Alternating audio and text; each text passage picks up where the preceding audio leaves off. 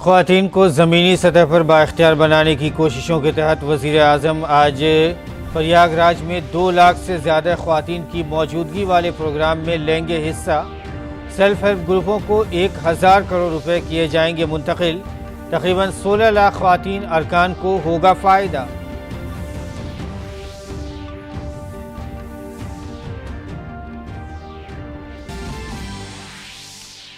वज़ीर आज़म नरेंद्र मोदी ने की बजट से कबल बड़ी कंपनियों के CEO से बातचीत। कारोबारी दुनिया के लीडरों ने की वज़ीर आज़म की क़यादत की सताइश।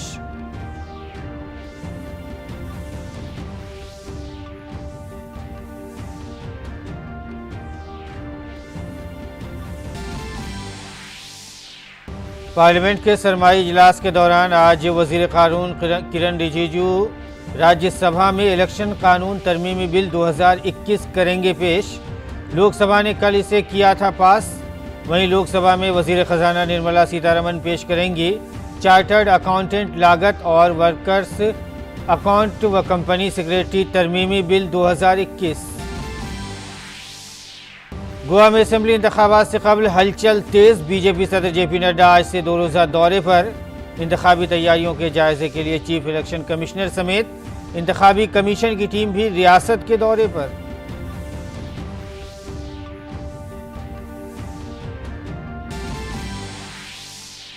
दुनिया भर में ओमिक्रॉन का कहर जारी। आलमी सेहत तंजीम ने किया तेजी से फैल रहे ओमिक्रॉन वेरिएंट के तई लोगों को आगाह। लोगों से क्रिसमस की छुट्टियां रद्द करने की अपील।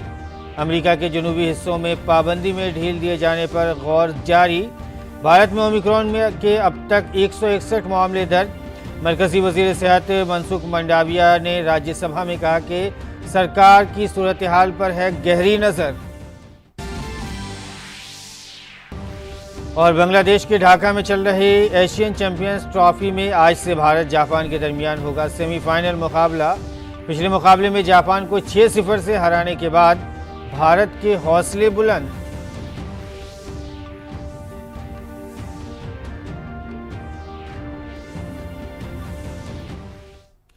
नाज़रीन आदाब, आपका उर्दू खबरनामे में खैर मकदम है। मैं हूं आपके साथ मसरूर फैज़ी और आइए अब खबरों पर तफसील के साथ नज़र डालते हैं। वज़ीर आज़म नरेंद्र मोदी आज प्रयागराज का दौरा करेंगे। वज़ीर आज़म ख़वातीन को बाइख्तियार बनाने से मुतालिक एक प्रोग्राम में शरीक होंगे। वज़ीर आज़म 1000 करोड़ रुपए की रकम सेल्फ हेल्प ग्रुपों के खातों में मुंतकिल करेंगे, जिसमें सेल्फ हेल्प ग्रुपों की तकरीबन 16 लाख ख़वातीन अराकीन को फ़ायदा होगा। प्रोग्राम का इनेकाद वज़ीर आज़म के नज़रिए के मुताबिक ख़वातीन को ख़ासकर ज़मीनी सतह पर उन्हें ज़रूरी हुनर, हौसला अफजाई और वसाइल फराहम करवा कर बाइख्तियार बनाने के लिए किया जा रहा है। इस प्रोग्राम में वज़ीर आज़म 20,000 व्यापार सखियों के खातों में पहले माह का 4,000 रुपये का वजीफ़ा भी मुंतकिल करेंगे। इसके अलावा वज़ीर आज़म प्रोग्राम के दौरान मुख्यमंत्री कन्या सौमंगल योजना के तहत 1 लाख से ज़ायद मुस्तफ़ीदीन को 20 करोड़ रुपये से ज़ायद की रकम मुंतकिल करेंगे। साथ ही वज़ीर आज़म 202 ग़ज़ाई सप्लीमेंट मैन्युफैक्चरिंग यूनिट्स का संग बुनियाद भी रखेंगे। उत्तर प्रदेश का प्रयागराज आज मुल्क ही नहीं बल्कि दुनिया को ख़वातीन को बाइख्तियार बनाने का पैगाम दे रहा है। यहाँ जमा होने वाली ख़वातीन आत्मनिर्भर भारत का ऐलान कर रही हैं।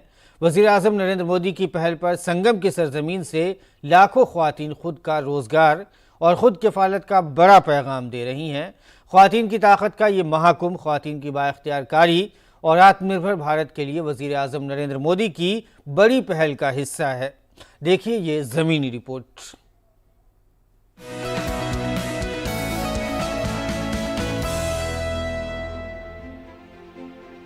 संगम की सरजमीन से ख़वातीन की बाख्तियारकारी की समत में एक नए इनकलाब का आगाज हो चुका है।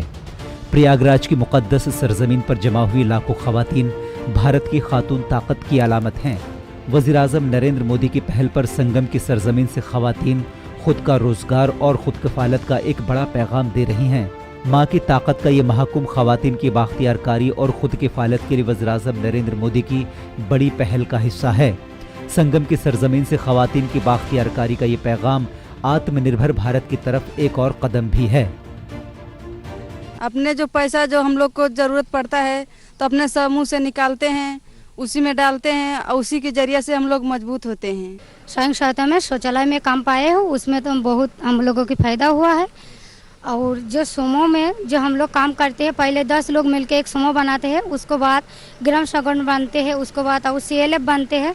बनने के बाद हम लोग जो महिला घर के अंदर रहते थे, अब सब कोई बाहर धीरे धीरे आए लगे हैं। पहले यही घर का काम करते थे और बाहर निकल नहीं पाते, ना किसी से बात कर पाते थे। अब तो जब से समूह से हुए हैं तब से बाहर निकलते हैं, बराबर सबसे बात भी करते हैं और अच्छा भी लगता है और हौसला भी है कि बाहर जा सके, हम कोई काम भी कर सकें। हम आपके सामने में बैंक सखी के रूप में चयन हुआ है, जिससे कि हमारे अंडर में कम से कम 1000-1500 महिलाएं हैं, जो कि हम उनको राय देते हैं, उनको समझाते हैं, उनको बताते हैं। हमें बहुत अच्छा लगता है कि हमारी जो दीदियाँ कुछ नाम लिखना नहीं जानती थी, कुछ भी बोलना नहीं जानती थी, वो आज कहती हैं दीदी मुझे नाम लिखना सिखाओ, मैं अपना नाम लिखूंगी। सहारे की लाठी छोड़कर अपने पैरों पर खड़ी सेल्फ हेल्प ग्रुपों की ये खवातीन बेहद पुरजोश हैं। चाहे अनाज बैंक चलाने वाली सखियां हों या बिजली बिलों की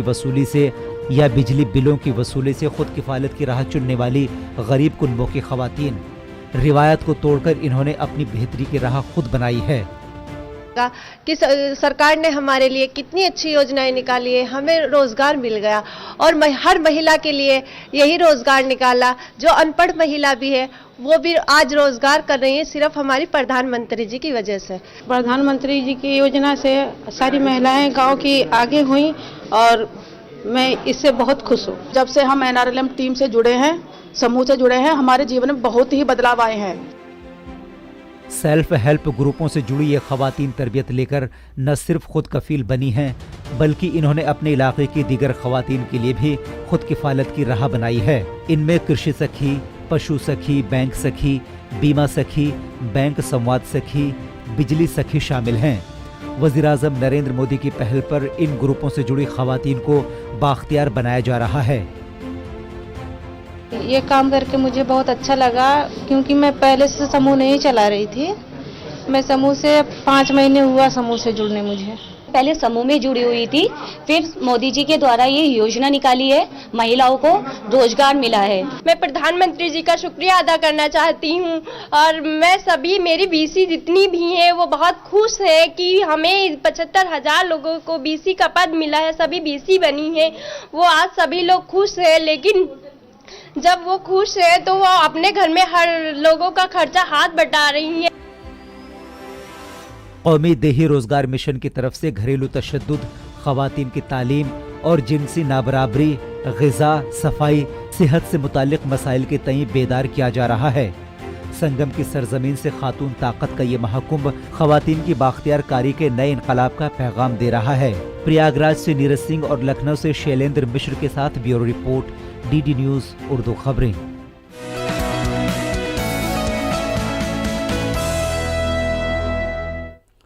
वज़ीर-ए-आज़म नरेंद्र मोदी ने बड़ी कंपनियों के अहम CEOs के साथ मीटिंग की है, जिसमें banking, infrastructure, automobile, telecom, consumer goods, Texas, technology, health care, space, electronic sector के CEOs शामिल हैं।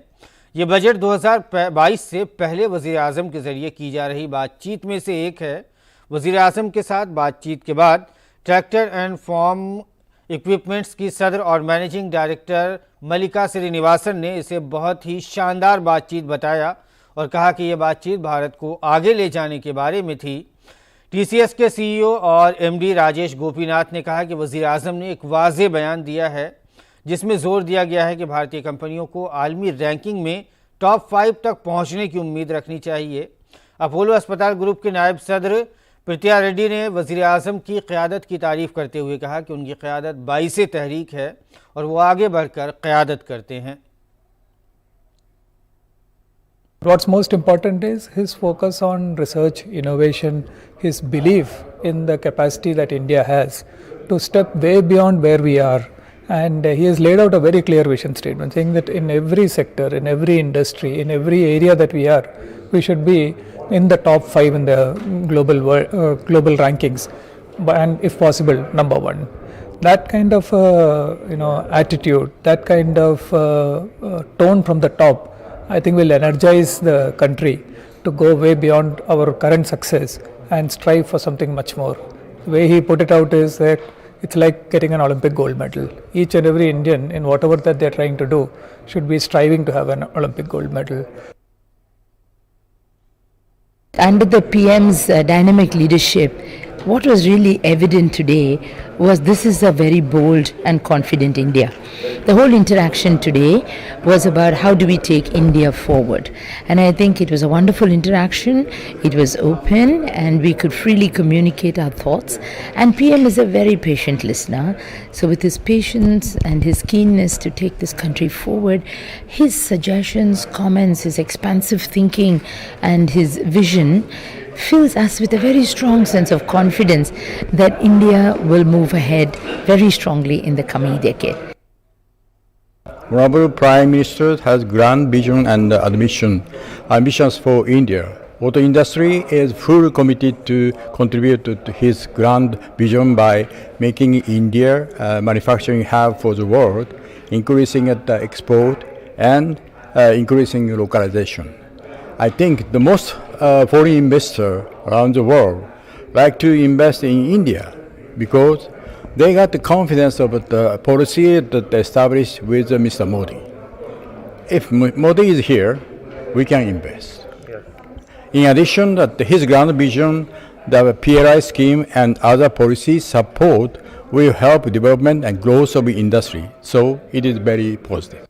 इंडिया के अंदर उनका जो सपना है कि हर क्षेत्र में वर्ल्ड की टॉप 5 कंपनीज में इंडिया की कंपनी हो। अगर 20 कंपनियां हैं तो 5 कंपनियां भारतवर्ष से होनी चाहिए और गवर्नमेंट उसके लिए सारी रिस्क लेने के लिए तैयार है और प्लेटफॉर्म और इनेबलिंग एनवायरनमेंट बनाने के लिए तैयार है। तो एक तरीके से ये इंटरेक्शन सेशन भी था जिसमें हम लोगों की क्या क्या विशेज़ हैं और हम क्या क्या प्रॉब्लम्स को फेस कर रहे हैं, उसमें गवर्नमेंट और कैसे सकारात्मक काम कर सकती है। बट उसके साथ एक बहुत बढ़िया इंस्पिरेशनल डिस्कशन भी था जिसमें भारतवर्ष ने इतना किया है और गवर्नमेंट इतनी रिस्क ले रही है, इंडस्ट्री अब कैसे आगे बढ़कर विश्व के टॉप 5 कंपनी में हर सेक्टर में कैसे बन सकती है। और आगे बढ़ते हैं बुलेटिन में। वज़ीर आज़म नरेंद्र मोदी कल रूस के सदर व्लादिमीर पुतिन से टेलीफोन पर बात की। दोनों लीडरों ने सदर पुतिन के भारत के हालिया दौरे के दौरान हुई मुलाकात पर गुफ्तगू की। दिफाई ताउन और खाद की फराहमी में ताउन बढ़ाने समेत मुख्तलिफ लाए अमल की समत तय करने पर ख्यालात का तबादला हुआ। बैनुल-अक़वामी मसाइल पर भी बातचीत हुई। दोनों लीडर भारत और रूस की खुसूसी स्ट्रेटेजिक शराकतदारी के सभी फरीकों के बाकायदगी से राब्ते में रहने और बाहमी ताउन बढ़ाने पर मुत्तफ़िक़ हुए।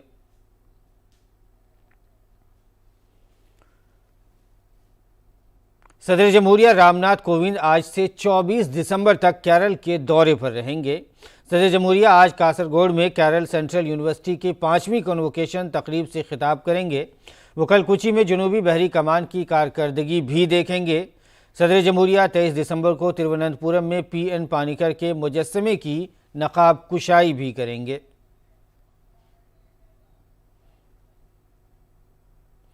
गोवा में होने वाले आइंदा असेंबली इंतखाबात के लिए हलचल तेज़ हो गई है। बीजेपी के कौमी सदर JP नड्डा आज गोवा के दौरे पर जा रहे हैं। JP नड्डा गोवा में 2 अवामी रैलियों से भी खिताब करेंगे। JP नड्डा का श्रोडा और गैबिम में अवामी रैलियों से खिताब करने का प्रोग्राम है।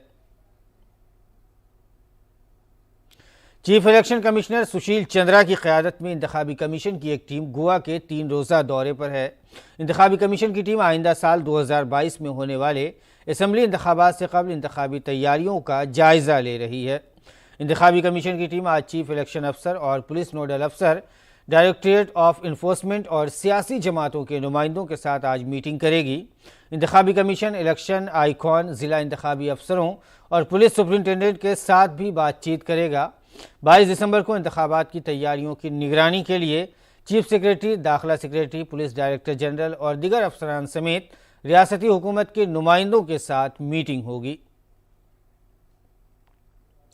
राज्यसभा में आज इंतखाबी कानून तरमीमी बिल 2021 और तखसीस नंबर 5 बिल 2021 गौर-व-खौज और मंजूरी के लिए पेश किए जाएंगे। जबकि ये दोनों बिल लोकसभा से मंजूर किए जा चुके हैं, वहीं लोकसभा में आज चार्टर्ड अकाउंटेंट लागत और works accountants and company secretaries तरमीमी बिल 2021 गौर-व-खौज और मंजूरी के लिए पेश किए जाएंगे।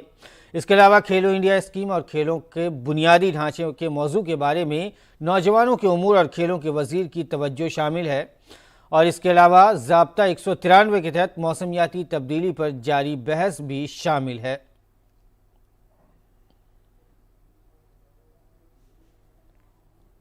दिल्ली के डॉक्टर अंबेडकर इंटरनेशनल सेंटर में बीजेपी पार्लियामेंट्री पार्टी की मीटिंग शुरू हो गई है। पार्टी की क़यादत की तरफ से इस मीटिंग में बीजेपी के सभी लोकसभा और राज्यसभा अरकान पार्लियामेंट को मौजूद रहने के लिए कहा गया था। अब तक मुल्क में 138 करोड़ 26 लाख से ज़्यादा कोविड मुखालिफ वैक्सीन लगाई जा चुकी हैं।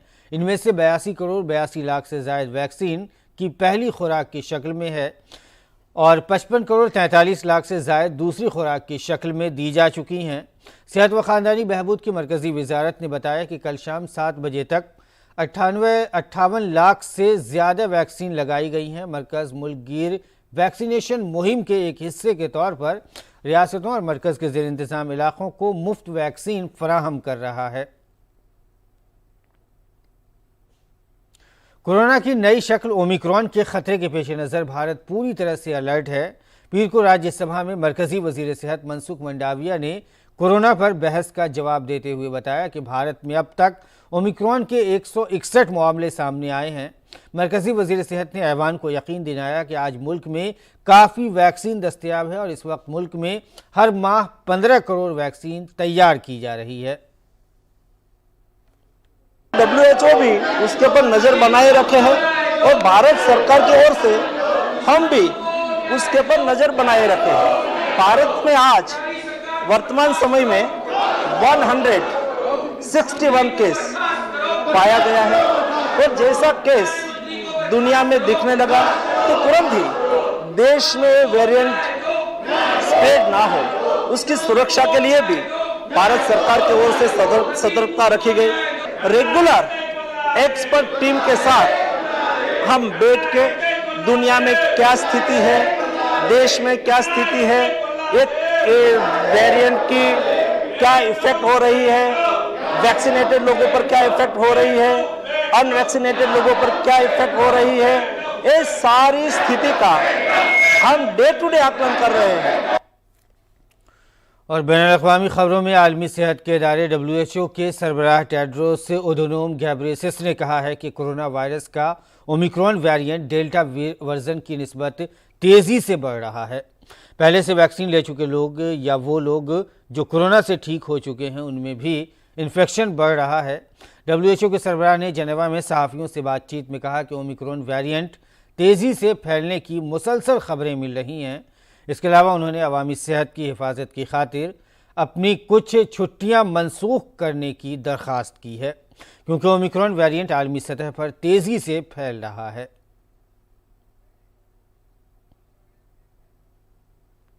अमेरिका के मुतअद्दी अमराज के माहिर डॉक्टर एंथनी फोसी ने कहा है कि बाइडेन इंतज़ामिया जनूबी अफ्रीका के ममालिक पर आयद सफरी पाबंदियों में राहत देने पर गौर कर रही है।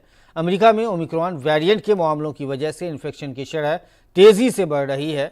अमेरिका ने 29 नवंबर को जनूबी अफ्रीका समेत 8 जनूबी अफ्रीकी ममालिक से आने वाले तकरीबन सभी बैरूनी ममालिक के शहरियों पर पाबंदी आयद कर दी थी। ताहम ये वाज़ेह नहीं है कि ये पाबंदियाँ कब तक रहेंगी। वाइट हाउस ने इस पर फौरी कोई तबसरा नहीं किया है। फिलिपाइन में ताकतवर तूफान से मरने वालों की तादाद बढ़कर 375 हो गई है। तकरीबन 195 किलोमीटर फी घंटे की रफ्तार से हवाओं के साथ रे तूफान ने हफ्ते के आखिर में जनूबी चीन के समंदर की जानिब बढ़ने से कबल मुल्क के जनूब मशरक़ी जज़ायर में तकरीबन 4,90,000 लोगों को बेघर कर दिया। मुल्क में आए सबसे ज़बरदस्त तूफ़ान में इस तूफ़ान में कम अज़ कम 500 अफराद ज़ख्मी और दर्जनों लापता हो गए। तूफ़ान के सबब कई मकाना तबाह हो गए, शहरों में सैलाब आ गया, बिजली और मवासलाती लाइनें टूट गईं और हज़ारों लोग बेघर हो गए। तलाश और बचाव के काम के लिए मुल्क के सबसे ज़्यादा मुतासिर इलाक़ों में हज़ारों फ़ौजी, साहिली मुहाफ़िज़ों और फायर ब्रिगेड के अहलकारों को तैनात किया गया है। बड़े पैमाने पर लैंड स्लाइडिंग का ख़तरा है और सैलाब की वजह से मरने वालों की तादाद में भी इजाफ़ा हो सकता है। फ़ौजी तैयारे और बहरी जहाज़ सबसे ज़्यादा मुतासिर इलाक़ों में मदद फराहम कर रहे हैं। इस दौरान फिलिपाइन के सदर रॉड्रिगो डुटेर्टे ने तूफान से तबाह होने वाले इलाकों का फ़िज़ाई सर्वे किया है। International federation of red cross और रेड क्रिसेंट सोसाइटीज़ ने तवील मुद्दती इमदादी सरगर्मियों के लिए फ़ंड फराहम करने के लिए हंगामी अपील शुरू कर दी है।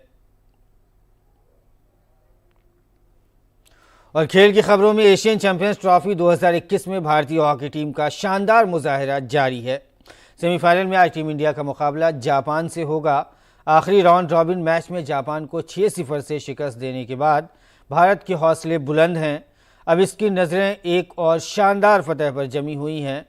उधर दूसरे सेमीफाइनल में पाकिस्तान का मुकाबला कोरिया से होगा। 5 मुल्की टूर्नामेंट के राउंड रॉबिन मरहले में भारत के 10 पॉइंट्स हैं, जबकि कोरिया 6 पॉइंट के साथ दूसरे नंबर पर है।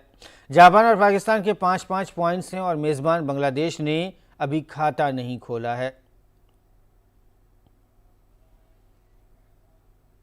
बात क्रिकेट की करें तो दूसरे एशेज क्रिकेट टेस्ट में मेज़बान ऑस्ट्रेलिया ने इंग्लैंड को एडिलेड में 275 रन से शिकस्त देकर 5 मैचों की सीरीज में 2-0 की बरतरी हासिल कर ली है। जीत के लिए मिले 468 रन के निशाने का पीछा करते हुए इंग्लैंड की टीम 5वें दिन 20 ओवर 5 गेंद बाकी रहते हुए 192 रन पर सिमट गई। इंग्लैंड ने कल आखिरी दिन का आगाज 4 विकेटों पर 82 रन से किया और उसे जीत के लिए मजीद 386 रन दरकार थे। 103 रन बनाने वाले ऑस्ट्रेलिया के मार्नस लाबुशेंके को मैन ऑफ द मैच चुना गया। तीसरा टेस्ट इतवार से मेलबर्न में शुरू होगा। और नाज़रीन, अब पेश है दिल्ली से शाये उर्दू के अखबारात का मुख्तसर जायज़ा।